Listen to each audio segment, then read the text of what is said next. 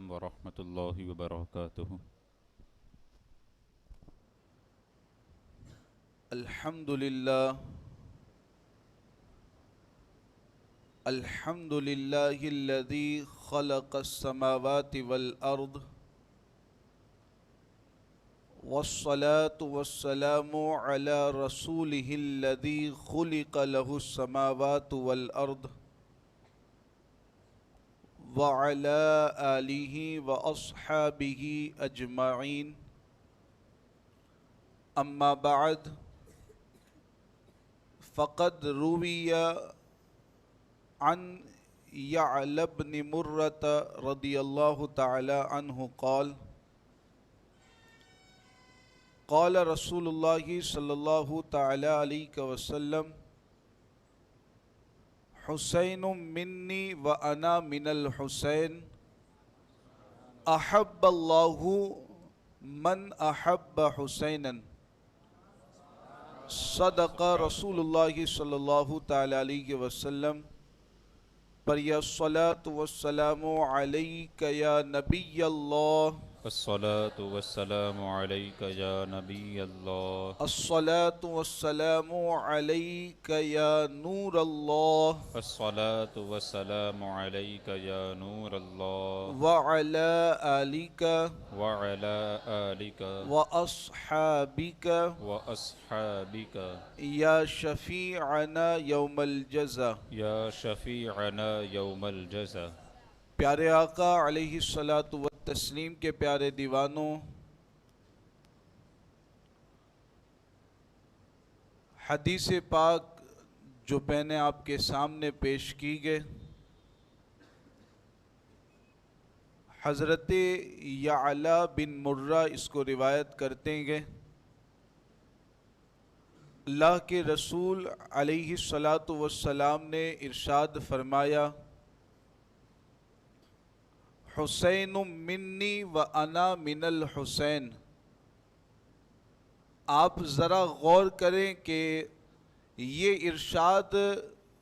کس ذات بابرکات کا گئے. یقیناً اللہ تبارک و تعالی کی تمام مخلوقات میں جس کا مقام اور مرتبہ سب سے بلند و بالا گئے، تمام انبیاء کے سردار، تمام رسولوں کے سردار، تمام مخلوقات کے سردار حضور احمد مجتبی محمد مصطفیٰ صلی اللہ تعالی علیہ وسلم ارشاد فرماتے ہیں: حسین منی و انا من الحسین، کہ حسین مجھ سے گئے اور میں حسین سے ہوں. اللہ کے رسول علیہ الصلاۃ والسلام نے اس فلسفے کو دوسری حدیث میں اس طریقے سے واضح فرمایا کہ حسین مجھ سے ہے کا مطلب یہ نکلے گا کہ حقیقت میں جو حسین سے محبت کرنے والا گئے، حقیقت میں جو حسین کی محبت کو اپنے دلوں میں جگہ دینے والے گئے، ایسے تمام لوگ گویا کہ وہ مجھی سے محبت کرنے والے گئے اور میری ہی محبت کا چراغ اپنے دلوں میں روشن کرنے والے گئے. اس کے آگے اللہ کے رسول علیہ الصلاۃ والسلام نے فرمایا: احب اللہ من احب حسینا، کہ جو بندہ حسین سے محبت کرتا گئے، جو بندہ حسین کی محبت کو اپنے دل میں جگہ دیتا گئے، اللہ کے رسول علیہ السلام فرماتے گئے کہ ایسا شخص اللہ تعالیٰ کا محبوب بن جایا کرتا گئے اور اللہ تعالیٰ اس سے محبت فرمایا کرتا گئے. آپ غور کریں کہ امام عالی مقام امام حسین رضی اللہ تعالیٰ عنہ کا مقام اور مرتبہ کتنا بلند گئے. اللہ کے رسول علیہ الصلاۃ والسلام نے ان کی عظمت شان اور رفعت شان کو کس طور پر بیان فرمایا. لہذا اس حدیث کو ہمیشہ ذہن میں رکھیں: حسین منی و انا من الحسین، احب اللہ من احب حسینا. اب آئیے سوالات و جوابات کا سلسلہ شروع کرتے ہیں. السلام علیکم ورحمۃ اللہ وبرکاتہ۔ وعلیکم السلام۔ حضور مفتی صاحب کی بارگاہ میں سب سے پہلا سوال یہ ہے کہ قے کرنے سے وضو کب ٹوٹتا ہے؟ قے کرنا، جس کو پلٹی آنا بھی کہتے ہیں، الٹی آنا انگریزی میں وومیٹنگ کہتے ہیں، تو اس کے حوالے سے ہم احناف کے نزدیک وضو توڑنے کے بارے میں حکم شرع یہ ہے کہ اگر ایسی وومیٹنگ اور ایسی الٹی کسی کو آتی ہے کہ وہ اس کے منہ کو بھر دیتی ہے، اور اگر وہ بندہ اپنے اختیار سے اس کو روکنا چاہے، تھوڑی دیر کے لیے اگر اس پر قابو کرنا چاہے، کنٹرول کرنا چاہے، تو الٹی اور وومیٹنگ ایسی ہے کہ وہ اس پر قابو نہ کر سکے۔ مثال اکثر میں اس کی دیا کرتا ہوں کہ یہاں کوئی بندہ بیٹھا گئے، اب اس کو الٹی آنے لگی گئے۔ بعض صورتیں تو ایسی ہوتی ہے کہ یہاں سے اگر وضو خانے تک جانا گئے بندہ روک سکتا ہے، اس پر قابو کر سکتا ہے، لیکن کبھی کبھار وومیٹنگ اور الٹی اس طرح کی ہوتی ہے کہ یہاں سے وضو خانے تک جانے کا بھی اسے موقع نہیں ملتا ہے، اور جو الٹی میں نکل رہا ہے، جو وومیٹنگ میں نکل رہا ہے، وہ باہر آ جایا کرتا ہے۔ تو ایسی وومیٹنگ، کھانے پینے وغیرہ کی ایسی وومیٹنگ ہو کہ جس میں بندہ اس پر قابو نہ کر سکے، اسے روک نہ سکے، ایسی وومیٹنگ کے ذریعہ اور ایسی الٹی کے ذریعہ وضو ٹوٹ جاتا ہے۔ اور ایسی الٹی میں جو کچھ نکلے گا، یہ بھی ایک اہم مسئلہ ہے، اس پر بھی بعض لوگوں کی توجہ نہیں رہتی، کہ جو کچھ ایسی الٹی میں نکلے گا وہ تمام چیزیں بھی ناپاک مانی جائیں گی، یعنی پیشاب کی طرح وہ نجاست غلیظہ ہے۔ جو وومیٹنگ میں نکلے گا وہ پیشاب کی طرح نجاست غلیظہ ہے۔ تو دونوں چیزوں پر توجہ رکھی جائے، اور اگر اس طرح کی وومیٹنگ نہیں ہے، بندہ قابو کر لیتا ہے، تھوڑی دیر کے لیے روکنا چاہے تو روک سکتا ہے، تو اس طرح کی قے اور اس طرح کی وومیٹنگ سے روزہ وضو نہیں ٹوٹے گا، اور اس میں جو نکلے گا وہ بھی شریعت کے اعتبار سے ناپاک نہیں ہے۔ جی حضور، ایک سوال یہ ہے کہ وضو کرنے کے بعد اگر پانی کے قطرے کپڑے پر ٹپکتے ہیں تو اس بارے میں کیا حکم رہے گا؟ اس سے پہلے بھی یہ واضح کیا گیا ہے کہ وضو کرنے کے بعد یا غسل کرنے کے بعد ہمارے بدن سے جو پانی نکل کر کے بہتا ہے، اس کو مائع مستعمل کہا جاتا ہے، اور مائع مستعمل کا حکم یہ ہوتا ہے کہ وہ پاک تو گئے لیکن اس میں پاک کرنے کی صلاحیت نہیں، یعنی اسے وضو اور غسل کے لیے استعمال نہیں کیا جا سکتا ہے۔ اب ظاہر سی بات ہے کہ وضو کے بعد جو پانی کے قطرے ٹپکتے گئے، جب وہ پاک گئے تو اگر کپڑوں پر کچھ پانی لگ جاتا ہے تو ایسی صورت میں کپڑے ناپاک نہیں مانے جائیں گے، لیکن اس کے باوجود علماء نے یہ فرمایا کہ وضو کرنے کے بعد اعضائے وضو کو جن حصوں پر پانی لگا ہوا ہے ان حصوں کو اچھی طریقے سے پونچھ لینا چاہیے، اس طور پر کہ اس میں سے قطرے نہ ٹپکے۔ وجہ یہ ہے کہ اگر قطرے ٹپکتے گے کپڑے بھی اس کی وجہ سے بھیگے ہو جائیں گے، اور مسجد میں اگر آپ آئیں گے تو مسجد کے فرش پر بھی وہ قطرے نیچے ٹپکیں گے۔ تو ان تمام چیزوں سے بچنے کے لیے علماء نے فرمایا کہ وضو کرنے کے بعد اچھی طرح اعضائے وضو کو پونچھ لیا کرے، اور اس طور پر مسجد میں آئے کہ بدن سے پانی کے قطرے نہ ٹپکتے ہوں۔ جی حضور، ایک سوال یہ ہے کہ جسے ہر وقت پیشاب کے قطرے آتے رہتے ہیں تو اب اس کی نماز کے بارے میں کیا حکم رہے گا؟ اس میں دو طرح کے لوگ ہوتے ہیں، کہ میں دونوں کی وضاحت کرتا چلوں، کہ ایک تو بندہ ایسا ہوتا ہے کہ پیشاب کرنے کے بعد کچھ وقت کے لیے 10 15 20 25 منٹ آدھے گھنٹے کے لیے اس کو کچھ نہ کچھ پیشاب کے قطرے آتے رہتے ہیں، اس کے بعد وہ پیشاب کے قطرے آنا بند ہو جاتا ہے کہ اس کے بعد پیشاب کے قطرے نہیں آتے ہیں، یعنی پیشاب کرنے کے بعد کچھ قطرے اس کو آتے رہتے ہیں۔ ایک تو بندے کی کیفیت یہ ہوتی ہے، اور ایک کیفیت یہ ہوتی ہے کہ مسلسل پیشاب کے قطرے نکلتے رہتے ہیں۔ یہ دوسری والی کیفیت بہت کم لوگوں کی ہوا کرتی ہے۔ عام طور پر جو مردوں کو شکایت ہوتی ہے وہ پہلی والی کیفیت کی، کہ پیشاب کرنے کے بعد کچھ دیر کے لیے پیشاب کے قطرے نکل رہیں گے، ایسا محسوس ہوتا رہتا ہے۔ تو ایسی کیفیت اگر گئے تو یاد رکھیں کہ ایسی کیفیت والے کے لیے حکم تو یہی ہے کہ مکمل اچھی طریقے سے وضو کرنا گے، جس وضو کے بعد پیشاب کا کوئی بھی قطرہ نہ نکلا ہو،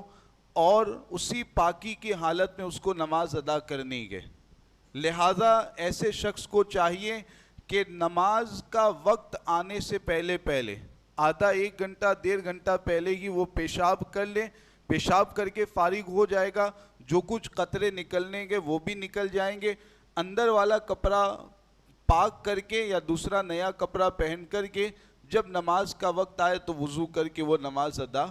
کر لیا کریں۔ یعنی ایسے کے لیے احتیاط کرنا ضروری ہے۔ یہ اجازت نہیں مل سکتی ہے کہ وہ وضو کرنے کے بعد نماز پڑھ لے اگرچہ اس کو پیشاب کے قطرے آتے رہیں، ایسے بندے کے لیے اجازت نہیں ہے۔ ہاں، جس کو مسلسل قطرے آتے ہی رہتے ہیں، ایسی بیماری اگر کسی کو لاحق گئے تو ایسے بندے کے لیے شریعت کے اعتبار سے یہ ہے کہ بہت زیادہ ایسی بیماری ہے اور اس طرح کا معاملہ ہے کہ ایک وقت کی نماز اس کو طہارت کی حالت میں، وضو کی حالت میں پڑھنے کا موقع نہیں مل پاتا کہ اب وہ معذور مانا جائے گا۔ معذور کے حوالے سے حکم یہ رہتا ہے کہ جب تک وہ بیماری باقی ہے،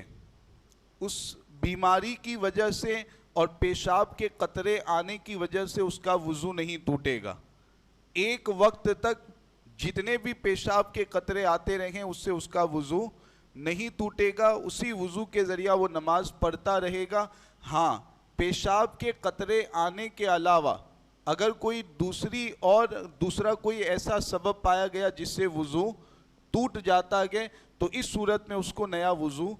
کرنا پڑے گا۔ وقت نکل جائے گا، پھر دوبارہ وہ نیا وضو کر لیں۔ دوسری نماز کے وقت میں پیشاب کے قطرے آتے رہیں گے، اس کا وضو نہیں ٹوٹے گا۔ تو اس طریقے سے معذور کے لیے شریعت نے رخصت و اجازت دی ہے کہ جب تک بیماری باقی رہے، اس بیماری کی وجہ سے اور اس سبب کی وجہ سے اس کا وضو نہیں ٹوٹتا ہے۔ تو یہ دو حالتیں، دو کیفیتیں بتائی گئی، ان کو ذہن میں رکھیں تاکہ عمل کرنا اور دوسروں تک حکم شرع کو پہنچانا یہ آسان ہو جائے۔ جی حضور، ایک سوال یہ ہے کہ اگر نابالغ مقتدی ہو تو کیا وہ امام کو لقمہ دے سکتا ہے؟ یہ کافی اہم سوال ہے اور کبھی کبھار اس کی ضرورت پیش آتی ہے، عام نمازوں میں بھی، اور کبھی ایسا ہوتا ہے کہ تراویح کی نماز ہو رہی ہے، اب ایک نابالغ مقتدی ایسا ہے کہ جو 2 4 5 10 پاروں کا حافظ ہے، اس نے 2 4 5 10 پارے حفظ کر لیے گئے، اب تراویح کی نماز میں وہ بھی امام کے پیچھے کھڑا گئے، تو کبھی کبھار ایسا ہوتا ہے کہ امام پڑھنے والے سے غلطی ہو رہی ہے اور اس کو قرآن یاد ہوتا ہے تو وہ لقمہ دینے کی کوشش کرتا ہے۔ تو یاد رکھیں کہ نابالغ مقتدی اگر گئے لیکن وہ اس طرح کا نابالغ ہے کہ نماز کو صحیح طریقے سے پڑھنا جانتا ہے، نماز میں کوئی ایسی غلطی نہیں کرتا کہ جس کی وجہ سے اس کی نماز فاسد ہو جائے، نماز ٹوٹ جائے، بلکہ نماز کو بالکل صحیح طرح ادا کرتا ہے، مکمل طریقے پر نماز کو پڑھتا ہے، تو ایسا نابالغ مقتدی امام کو لقمہ دے سکتا ہے اور امام اس کا لقمہ لے سکتا ہے۔ اس صورت میں نماز پر کوئی اثر نہیں پڑے گا۔ ہاں، البتہ اگر نابالغ مقتدی ایسا ہے کہ جو نماز کو صحیح طرح پڑھنا نہیں جانتا، نماز میں ایسی حرکتیں کرتا ہے کہ جن کی بنیاد پر اس کی نماز فاسد ہو جاتی ہے، تو ایسے نابالغ مقتدی کے لیے لقمہ دینا بھی جائز نہیں ہے اور امام کے لیے ایسے کا لقمہ لینا بھی جائز نہیں ہے، کیونکہ جب وہ ایسی حرکتیں کر رہا ہے کہ اس کی نماز فاسد ہو جاتی ہے تو وہ امام کی اقتداء میں نہیں گئے، امام کے پیچھے نماز پڑھنے والا نہیں گئے، جب امام کا مقتدی نہیں گئے تو اس کا لقمہ لینے کی اجازت بھی نہیں رہے گی۔ تو دو طرح کے نابالغ بتا دیے گئے، اور کبھی اگر لقمہ دینے کی ضرورت پیش آتی ہے تو ان احکام کو ذہن میں رکھتے ہوئے لقمہ دیا جا سکتا ہے، لقمہ لیا جا سکتا ہے۔ جی حضور، آخری سوال یہ ہے کہ مسبوق اگر امام کے ساتھ سلام پھیر لے تو اس بارے میں کیا حکم رہے گا؟ مسبوق اگر امام کے ساتھ سلام پھیرتا گئے، مسبوق کسے کہتے ہیں کہ عوام کے لیے میں وضاحت کرتا چلوں کہ جس کی 1 2 3 4 رکعتیں چھوٹ گئی ہے، امام کے پیچھے نماز پڑھنے کے لیے ہم آئے، 1 رکعت یا 1 سے زیادہ رکعت جب ہماری چھوٹ جائے تو ایسی صورت میں ہمیں جماعت کے ساتھ نماز پڑھنے کا ثواب تو حاصل ہوتا ہے، لیکن اس طرح کے مقتدی کو مسبوق شریعت کے اعتبار سے کہا جاتا ہے کہ جس کا حکم یہ رہتا ہے کہ امام کے سلام پھیرنے کے بعد وہ اپنی چھوٹی ہوئی رکعت ادا کرنے کے لیے کھڑا ہو جائے گا۔ تو ایسے مسبوق مقتدی کے لیے حکم یہ رہتا ہے کہ اس کو امام کے ساتھ سلام نہیں پھیرنے گے۔ مان لیجئے کہ اگر کسی نے جان بوجھ کر وہ یہ سمجھ رہا ہے کہ اگرچہ میری 1 2 رکعت چھوٹی ہے پھر بھی مجھے امام کے ساتھ سلام پھیرنا ہے، اس طرح جان بوجھ کر اگر کوئی سلام پھیرتا ہے تو ایسے مسبوق کی نماز تو باطل ہو جائے گی، ساقط ہو جائے گی، ختم ہو جائے گی، اس کو پھر سے نماز ادا کرنی پڑے گی۔ البتہ اگر مسئلہ معلوم ہے کہ رکعت چھوٹنے کی صورت میں مجھے امام کے ساتھ سلام نہیں پھیرنی ہے، مسئلہ جانتے ہوئے غلطی سے اگر سلام پھیر دے، عام طور پر یہی تو ہوتا ہے کہ یاد نہیں رہا، سلام پھیر دیے، اس کے بعد یاد آیا، تو اس صورت میں اب کیا حکم رہے گا؟ اگر بالکل امام کے ساتھ ساتھ سلام پھیرا گیا، توجہ چاہوں گا، بہت اہم مسئلہ ہے، بالکل امام کے ساتھ ساتھ یعنی ذرہ برابر بھی تاخیر نہیں ہوئی، امام جیسے جیسے سلام پھیر رہا ہے وہ مسبوق کی بالکل امام کے ساتھ سلام پھیر رہا ہے، تو اس صورت میں یاد آیا فوراً کھڑا ہو جائے، اپنی چھوٹی ہوئی رکعت ادا کریں، اور اخیر میں سجدہ سہو کرنے کی بھی اسے ضرورت نہیں ہے۔ لیکن عام طور پر ایسا ہوتا نہیں ہے، جب ہم سلام پھیرتے ہیں تو کچھ نہ کچھ امام کے سلام میں اور ہمارے سلام میں تاخیر ہو ہی جاتی ہے، عام طور پر یہی ہوتا ہے۔ تو جب تاخیر ہو گئی، یاد آیا، ایک جانب سلام پھیرنے کے بعد یاد آئے، دوسری جانب سلام پھیرنے کے بعد یاد آئے، جب بھی یاد آیا وہ اللہ اکبر کہتے ہوئے کھڑا ہو جائے، چھوٹی ہوئی رکعت ادا کریں اور اخیر میں سجدہ سہو کر لیں، نماز اس کی مکمل ہو جائے گی۔ جبکہ امام کے سلام میں اور اس کے سلام میں تاخیر ہو جائے، عام طور پر ایسا ہی ہوتا ہے۔ جزاک اللہ خیرہ۔ بسم اللہ الرحمن الرحیم، الصلاة والسلام علیک یا نور اللہ وعلی آلک واصحابک یا شفیعنا یوم الجزا۔ اللہم ربنا آتنا فی الدنیا حسنة وفی الآخرة حسنة وقینا عذاب النار وقینا عذاب القبر وقینا عذاب الحشر وقینا عذاب الدارین۔ اللہم ارزقنا امنا وسلاما، وصلی اللہ تعالی علی خیر خلقہ محمد وعلی آلہ واصحابہ اجمعین برحمتک یا ارحم الراحمین۔